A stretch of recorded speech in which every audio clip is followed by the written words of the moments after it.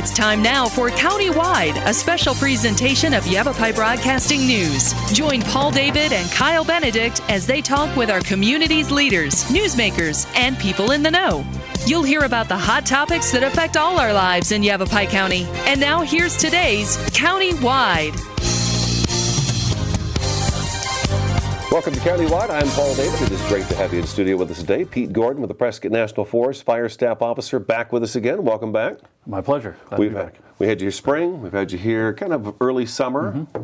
Into summer now. Yep. Kind of an update from you on how things are going on the Prescott National Forest. We had Vic Morfin from Coconino National Forest in last week, and we started out with just how was your summer? So let's start there with you as well. How was the summer? The summer was slow, thankfully, for us on our forest. And I'm sure, as Vic told you, pretty much in the Southwest was a fairly slow, I'd say atypical fire season. However, August was a little what I've been describing as upside down. We were busy in August with a series of lightning fires and some dry areas on the forest. A few areas still remain dry, but those lightning fires grew to 45 or 4,900 acres, the Rattlesnake Fire and that SA Hill Fire, both in August. Other than that, very quiet, low numbers, no activity to speak of that pushed our limits with resources, and certainly our conditions didn't even warrant restrictions this year, so very atypical. So when Vic was here, he was talking about how a lot of Coconino National Forest crews were heading out of state because we were doing so well. I mean, if we look back in February and March were really hot and dry. April, May, June, oddly enough, was a wet month as well for us. So did we have a lot of resources that were leaving to go help elsewhere? Yeah, I would say, and it started fairly early in July. The Prescott, along with all the other forests, quick to start making resources available to go up north and into California as well. And to this day, remain out. Most of our resources, we're down to our minimum drawdown. We keep a certain contingent available on the forest always to just deal with unwanted fires, and certainly under conditions that we've been having this year, we can bring that level down even another notch. And so we did that this year to just make more stuff available to the folks that are really seeing an extraordinary year in the Northwest.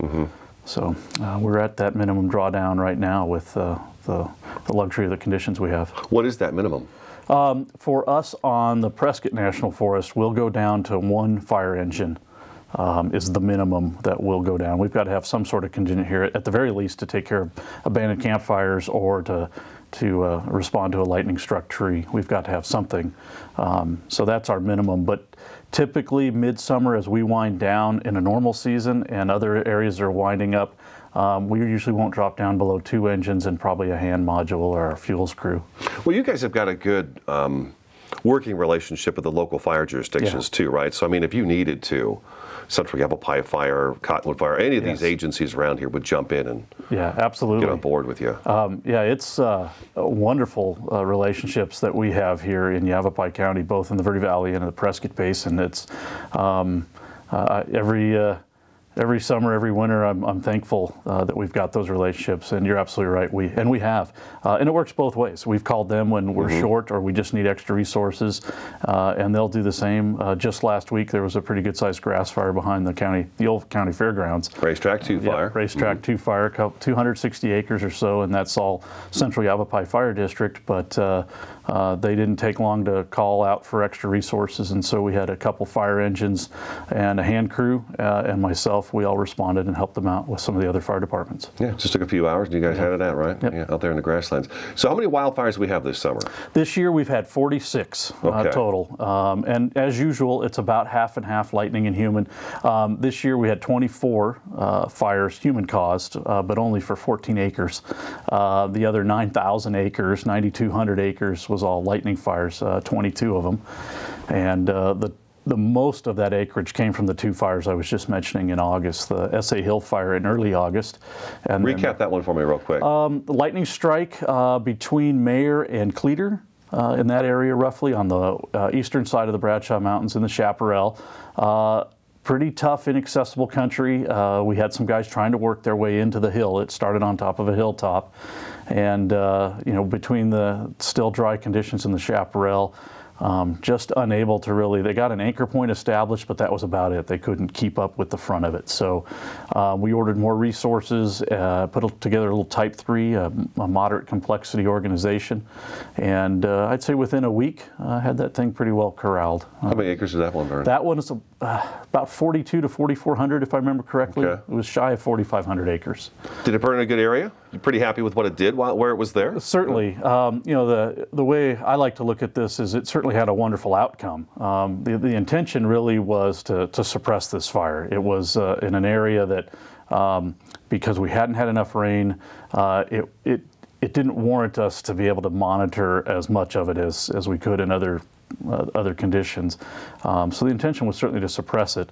But the end result was the chaparral is a fire-adapted ecosystem, has burned for centuries before human intervention, and it'll regenerate nicely with new browse for animals, new grass crops, and now less dense brush for a wildfire in the future. Mm-hmm. So the outcome was a good outcome. We're pleased with the results.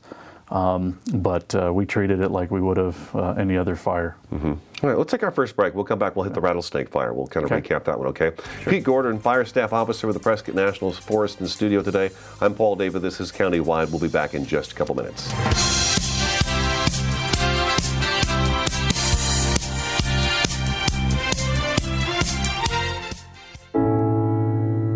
When I was 6, my days were spent playing basketball. When I was 6, my dream was to make it to the NBA. When I was 6, my mom had a stroke. I'm Paul George, and I want you to spot a stroke fast. F, face drooping. A, arm weakness. S, speech difficulty. T, time to call 911. Protect the ones you love. Spot a stroke fast.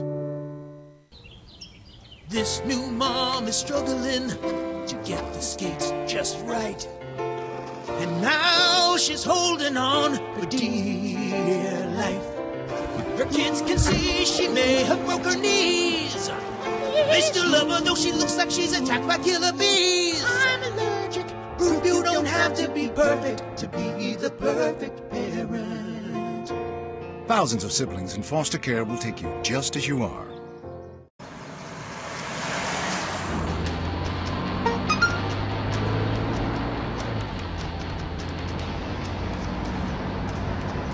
The average text takes your eyes off the road for nearly 5 seconds.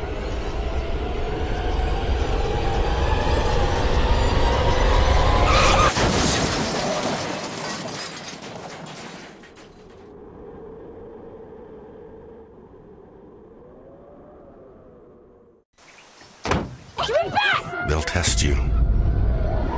Try to break your will. But however loud the loudness gets, however many cheese puffs may fly, you're the driver, the one in control. Stand firm. Just wait. And move only when you hear the click that says they're buckled in for the drive. Never give up till they buckle up.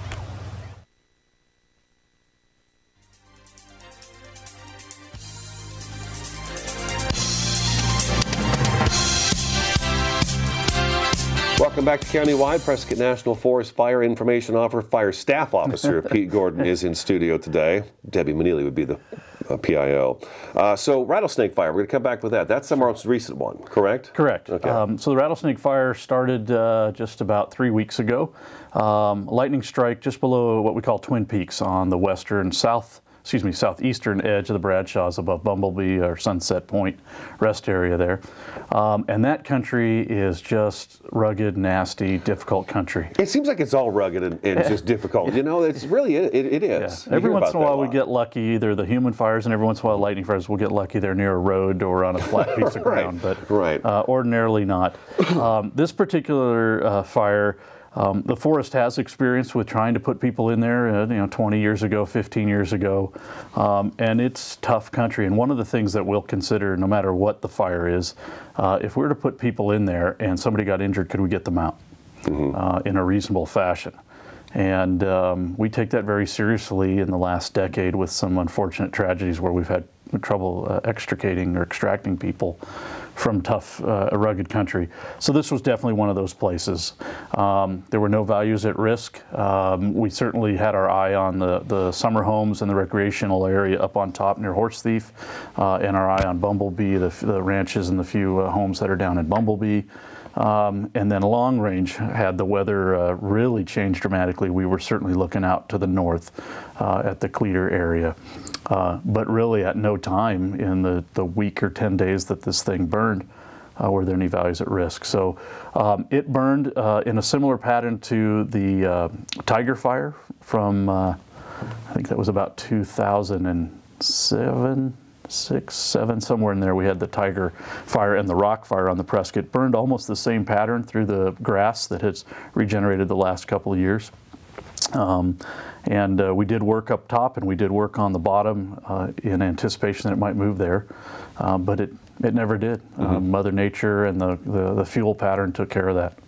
Debbie kept putting the press releases, you guys were kind of working with natural boundaries around that area. Yeah, so some of the drainage, Sycamore drainage as one of them to the south was a fairly significant boundary. And after a few days, it backed its way in there from the north to the south and never really crossed that drainage. So just keeping an eye on that with an aircraft. And then we've got a couple of significant storms since then on that fire.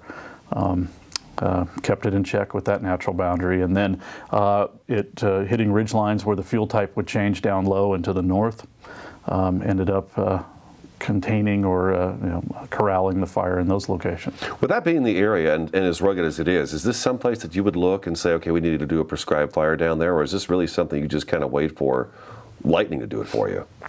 Yeah, it's certainly the criteria still holds true. We would not put people in there to do a prescribed burn. We have done work, and we actually use that work as a place that we would have taken a stand up top near Horse Thief. So in the places we can access and use the features, the ridge lines, etc., we have done prescribed burns up top, just as recently as about 5 years ago. And so that's where we went. We brought some crews in and some engines, and we went up there to prep and be ready if it hit some trigger points. But ordinarily, we would not do a prescribed fire on that slope. It's too rugged, and again, not worth exposing our firefighters to. Okay. And then Mother Nature came along and doused it for you. Right there on the spot. Did you go out of state at all this summer to fight fires? I didn't take any firefighting assignments this year. We've a lot of other people have gone out from the Prescott National Forest, so we always like to keep at least one duty officer, and so I opted to stay behind. The only assignment I took this year, unfortunately early August, was a peer support assignment. One of the things that I do as a collateral duty is provide peer support to organizations or firefighters who have lost a fellow firefighter in the line of duty. And we had a gentleman from South Dakota, the Black Hills National Forest, who lost his life on the Modoc National Forest in California in early August, David Rule. And so a couple of us from the Prescott joined a team of a few others, and we went to Rapid City and spent about 10 days. Boy, it's going to be a tough one. It is. It's a tough assignment, but I think a worthy assignment and something we're getting better at as an agency. But otherwise, I stayed here plenty busy in August with our 2 big fires and a lot of initial attack. That allowed other people to go. Abandoned campfires, real quick before we, because we had some other deaths too, and I want to make sure we talk about those. Wildfires, we had how many so far? We've had 46 total. 46, okay. And then 9,000. Abandoned campfires. Abandoned 113 is our last count, give or take a couple. We've had 113 since we started counting this year. You think that's too many? Sure. Okay. And one catastrophic fire is one too many, of course. Right. It isn't something that's difficult to deal with if you're a camper, but unfortunately, when left behind, they can be a big deal. We've been lucky this year with our conditions and having adequate resources during the dry time that those abandoned campfires didn't amount to anything. Okay, switching back the gear now, we had 3 firefighters recently lose their lives. Tell us about that. Yeah, this was up on the Okanagan-Wenatchee area. I think technically the fire was near Twisp, Washington, and the fire I think technically was on Washington Department of Natural Resource land, but these were Forest Service firefighters. Much like we do here, we share the response, mutual aid. We'll go and help whoever has the need. I don't know the details of the accident other than what we've all been given in the press, and it sounds as if it was a vehicle accident followed quickly by a burnover. The fire overcame the folks in the vehicle accident. Yeah, that's pretty awful. Yeah. What time of winter are you hoping for?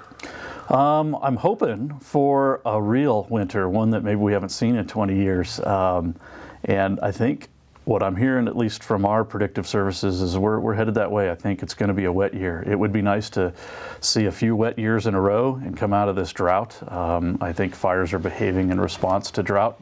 There's no doubt about it. We're seeing it in the Northwest. So I'm hoping for a wet winter. I think the forecast is looking good, at least October, November. We're being told by our folks, our weather folks, that it's... They're out of Albuquerque, right? Yeah, we have a couple of fire behavior meteorologists. These are meteorologists trained in fire behavior and the intricate workings of how fire and weather come together. And I talked to just one of them a couple weeks ago about some other business on the forest, and he's indicating a wetter than normal October and November. So hopefully that'll carry through into the peak of our winter, I hope.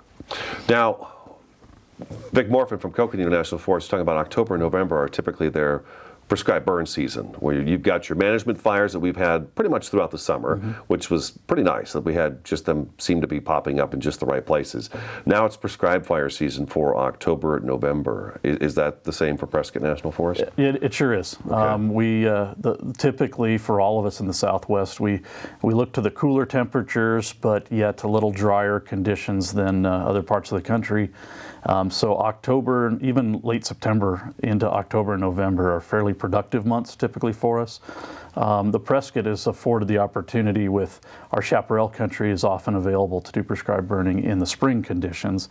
Folks like the Coconino don't necessarily have that opportunity in the ponderosa pine. They don't have the chaparral. But typically the fall is a producing time for us, and so a wet winter could mean a little less treatment just because we're not going to have the favorable conditions. But we'll take advantage where they pop up, where those windows come up. Where would the prescribed burning, where would you like to do some prescribed burning on the Prescott right now? Oh, well, we have several areas identified, and all have sort of different timelines associated with them. Certainly our interface with the communities of Prescott or Crown King in the ponderosa pine with the chaparral understory is one of our higher priorities. It's a very volatile mix of fuels. That chaparral, as you know, carries quickly and burns with abandon. With that pine overstory, can cause some pretty catastrophic fire. So that would be a priority. Other areas that we're interested, we've been doing and been very successful treating a lot of the Black Hills area along and north of 169, the Cherry Road, around the community of Cherry and headed west from there. We did a successful burn behind the Whitehorse community this last fall. There's areas in there that still need some treatment. We hit pockets at a time, a few thousand acres at a time. And then on top of Mingus, that's one of our priority areas as well with the pine there. We want to preserve the pine and start to restore conditions up there.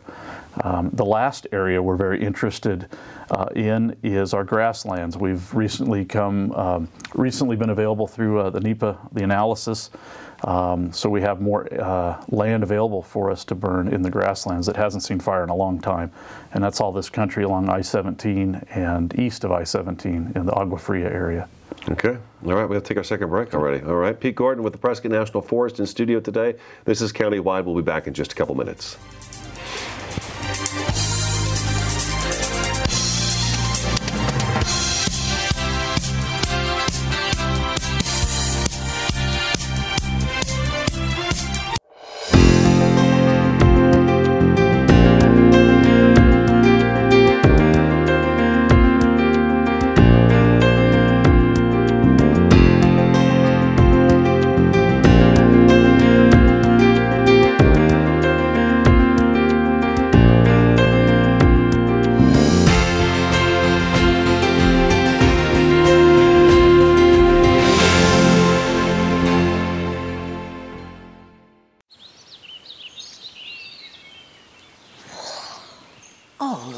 A redhead.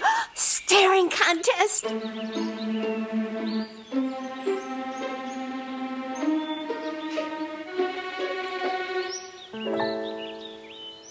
still got it. I know. Come alive with the forest. The dad was cute. You were looking right at us. Visit discovertheforest.org to find a forest near you. Orkin has pest control down to a science. When your business chooses Orkin's Precision Protection Program, you get a tailored pest control program for your specific industry and environment. Your business can benefit from over a century of experience, training, and scientific knowledge that define the Orkin man. Maximum protection, minimum exposure, backed by one of the industry's most comprehensive guarantees. Choose your locally owned and operated Northern Arizona Orkin and get more than an exterminator. Get an expert.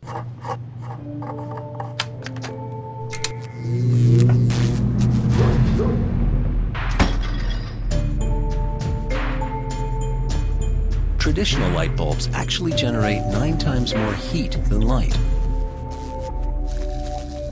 Switch to Energy Star light bulbs, and you'll realize just how much cash you were really burning through. Saving energy saves you money. Learn more at EnergySavers.gov.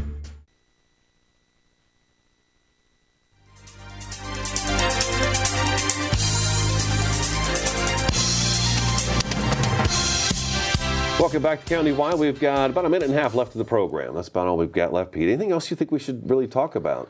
One thing I'd like to share is how we respond to fires and how they get labeled. Okay. And some of the concerns, I think, and rightfully so, there's probably some concerns among the public.